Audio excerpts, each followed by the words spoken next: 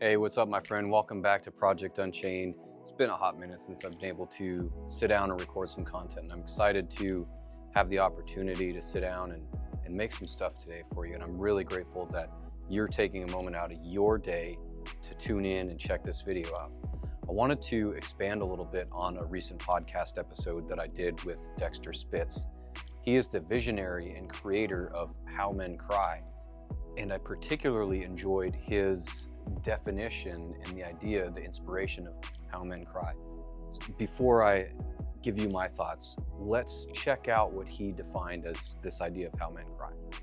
Yeah, so the actual name for How Men Cry, it essentially came from realizing that men crying out doesn't always happen in this one-to-one ratio of I have some pain right now and then tears are going to fall, or it's, there's a bit more metaphor in it, which is really just talking about how men can indeed cry out from unprocessed pains, traumas, emotions, etc., in ways that don't always look like how, just physical tears. Maybe that's issues with substances, within relationship issues, or, just all these different layers of, I think, how we can kind of bleed out this info. And that's also, I think, to back a bit off of the pressure of the way our healing looks, having to be through just physical tears alone, I really like the way that he talks about this. It's really neat and important to think about crying as more than just the physical tears streaming down our face, particularly for us men. It can be anybody, but especially us men. We've been taught so many different ways to avoid and suppress. Oh, boys don't cry. Okay, well then I better stuff all this stuff down. So our expression of crying comes out in a lot different ways than the physical tears. We avoid things, we suppress things. That is the expression of that unhealed pain and hurt and trauma that's within us, the things that we would normally cry through. I look at crying now as a way of washing it away. I know that for me, before I started going down this path of healing and self-discovery, there are so many different ways in my life that pretty much everything was avoidance and suppression. I consumed just a ton of TV. I played video games constantly. I watched so many hours of sports all the time. It was wild.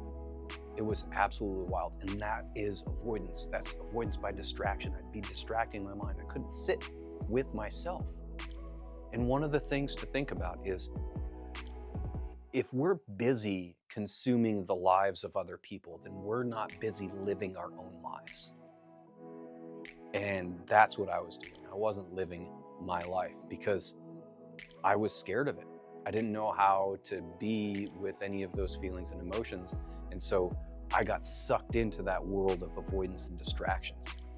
And one of the biggest things, I've said it in a bunch of different times, one of the biggest choices I ever made for myself that changed the trajectory of my life, aside from working with Mim Chapman and getting some therapy with her, was the day I decided to turn the cable TV off. I canceled that fancy cable TV package, and I started thinking, if it is not expanding my mind, then it is distracting my mind, and I need to shift and change that. And that was one of the best choices I've ever made in my entire life. So one of the key things to think about, if we're consuming other people's lives, we're not living our lives. What are we doing? Are we avoiding? Are we suppressing? Are we distracting ourselves so that we can't do it? Again, that's the expression of that crying, that unhealed pain and hurt. Another way that I think is a good sign for people to think about and be aware of is their level of irritability. The more irritable you are, the more stuff you got buried down inside you, and you're just ready to explode at any little thing. Calm people, they're healed people. They're people that aren't holding on to a bunch of unnecessary stuff. And what's really important to think about, we're here to break free from those false limitations in life. That's what these are. Avoidance, suppression, the irritability, those are all limitations in our life. When we react to everything out of annoyance, we're not doing things that cultivate connection with ourselves and other people. And that is a massive limitation to having joy and meaning in our lives. So we need to be able to create a shift. And one of the biggest ways that when we think about this idea of how men cry, a big way to create this shift is we have to find and or create spaces to express ourselves and have healthy expression and be able to let this off, let the steam off. We have to be able to express all that anger and hurt and pain and get rid of it so we stop carrying it around with us all the time. The expression of it is the release of it. So if we're not expressing it, we're holding on to it and we're carrying it around everywhere we go.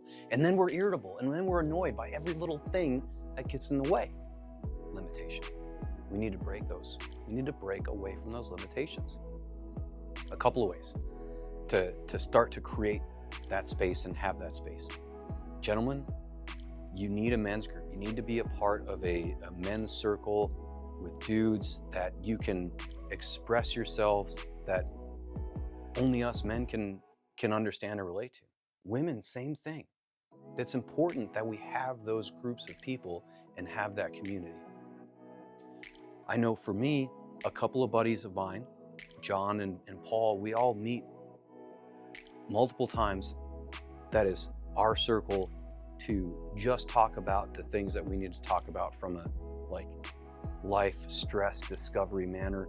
We're holding each other accountable. We're helping show each other our blind spots in a compassion and caring way. We're holding space for each other to blow the steam off and express the anger and frustration that we might be holding back from.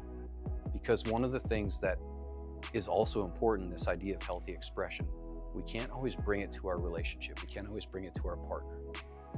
That can have a tendency to dull the romance and take away from it. So having that space to express that actually elevates our romantic connection and the connection with our partner, with our loved one, with our spouses, whatever relationship you're in. That's huge. And the same thing goes for women. I've been able to watch Vanessa work with her women's group and some of the things that she's been doing. And it's absolutely beautiful seeing what that does and having that community and having that space together to be able to create the expression of the releasing of whatever it is that you need to release. But you have to do it. I have to do it. Nobody can do it for me. Nobody can do it for you. But what we can do is have some space and hold some space for each other to be able to do that. So I have that space with some close men friends. I have that space with the belonging community where I support people in that same space.